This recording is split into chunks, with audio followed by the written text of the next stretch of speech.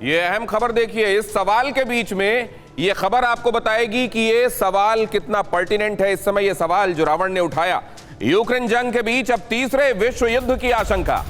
North Korea के missile test से बौखलाया America. America ने अपना एयरक्राफ्ट कैरियर साउथ कोरिया भेजा। ताइवान टेंशन पर अमेरिका ने चीन को भी चेताया। ताइवान पर हमला किया तो तहस नहस कर देंगे, कहा यूएस ने।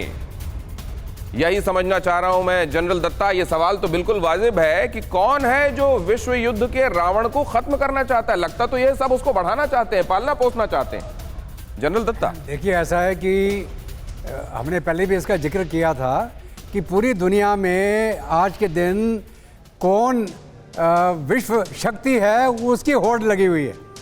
पहले यूएस एक यूनिपोलर पावर बना, उसको चैलेंज करा चाइना ने। चाइना की चैलेंज के ये भाई अपना खुद का सुपरमार्केट बना के महीने का 10 लाख कमा रहे हैं। हाँ, सिर्फ पैसे वाले नहीं, आप भी कर सकते हैं।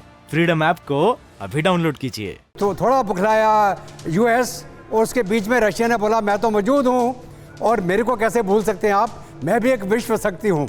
तो उसके चलते जब रूस ने यूक्रेन को नाटो ना ज्वाइन करने का वार्निंग दिया और उसने उसका कहना नहीं माना, तो रशिया ने यूक्रेन को जो वार्निंग दी थी उसको अंजाम दे दिया कि अगर तुमने मेरा कहना नहीं माना तो मैं तुम्हारे ऊपर हमला कर दूंगा।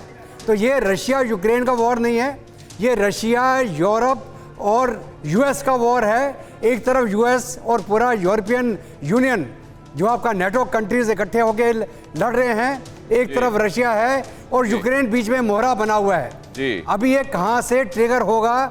अगर हम बोले न्यूक्लियर वॉर होगी, ये न्यूक्लियर वॉर रशिया और यूक्रेन की नहीं है, ये न्यूक्लियर वॉर होगी रशिया यूएस नेटो के बीच में, और जिसके अंदर तबाही अमेरिका की भी होगी, यूरोप की भी होगी और रूस की भी होगी। अगला सवाल लें उससे पहले अपने दर्शकों को बता दें कि अमृतसर का रावण जलते हुए वो देख रहे हैं। अमृतसर में रावण दहन हो रहा है और उसकी तस्वीरें देख रहे हैं वो। ये बड़े बड़े पुतले रावण, कुंभकर्ण और मेघनाद के जलाए जा रहे हैं। पटना से भी हमने आपको तस्वीरें दिखाई। सवाल यही कि ये कागजी पुतले तो जल रहे हैं, बुराई कब खत्म होगी? अगर हम ये कहते हैं कि असल में जो विजयादशमी है वो बुराई पर अच्छाई की जीत का प्रतीक पर्व है, तो ये प्रतीक पर्व मनाते मनाते क्या हम बुराइयों को समाप्त करने के बारे में भी सोच रहे हैं? आइए अब अगला सवाल लेते हैं। आठवीं विनाश का रावण क्या सवाल पूछ रहा है? बोलो रावण। मैं हूं एटमी विनाश का रावण। मेरा नाम लेने भर से पूरा ब्रह्मांड थरथरा जाता है। अमेरिका हो या रूस, किम के रूप में न्यूक्लियर तबाही ला दूंगा। तबाही ऐसी कि पूरा संसार जल उठेगा। धुएं के गुब्बारे अंतरिक्ष तक दिखे जाएंगे। आखिर ऐसा क्या हो रहा है कि दुनिया न्यूक्लियर तबाही के मुहाने पर पहुंच गई है? इसे कैसे रोकोगे? है कोई जवाब? देखिए, ये रावण धुएं का गुबार की जगह गुब्बारे बेशक बोल रहा हो, लेकिन चेतावनी यही दे रहा है कि अगर न्यूक्लियर फोड़ा तो बचेगा कोई नहीं। पूरा ब्रह्मांड इससे थर्रा रहा है। पवन जी, जब ये इन्वेंट हो रहा होगा, कहा जाता है कि ओपेनहीमर ने जब ये बनाया एटम बॉम्ब, तो असल में गीता को पढ़कर बनाया था और ये इसके पीछे सोच थी कि ये ब्रह्मास्त्र के तौर पर कहीं शायद इस्तेमाल होगा। लेकिन यहां तो बात में आजकल एटम की बातें हो रही हैं। देखिए, इंटरनेशनल रिलेशन में एक बहुत महत्वपूर्ण चीज़ आती है डिटेरेंस।